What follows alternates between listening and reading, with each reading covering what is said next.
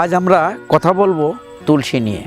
তুলসী আমাদের কাছে অতি পরিচিত একটি ভেষজ এবং বহুবিধ রোগে এর ব্যবহার রয়েছে। আমাদের দেশে বিভিন্ন প্রকার তুলসীও পাওয়া যায়, যেমন রাম তুলসী, কৃষ্ণ তুলসী, বাবুই তুলসী ইত্যাদি।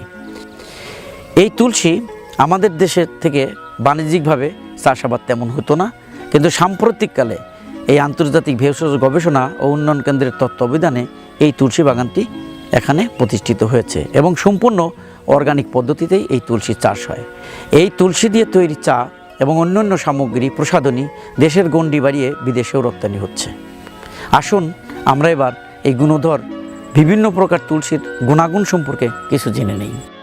তুলসীর বৈজ্ঞানিক নাম অসিমাম বেসিলিকাম। তুলসী সর্দি, কাশি, চর্মরোগ, পেট ব্যথা ও শ্বাসকষ্টে ব্যবহার হয়। তুলসী পাতার রস প্রস্রাবজনিত সমস্যায় বিশেষ উপকারী। দাঁত, নাকের সমস্যা, গনোরিয়া, মেহরোগ, গলা ব্যথা, দাঁত ও মুখের সমস্যা এবং ম্যালেরিয়ায় তুলসী উপকারী। শিশুদের নিউমোনিয়া, ঠান্ডাজনিত ও কানের সমস্যায় উপকারী। তুলসী হজম সমস্যা ও পেটের পীড়ায় উপকারী।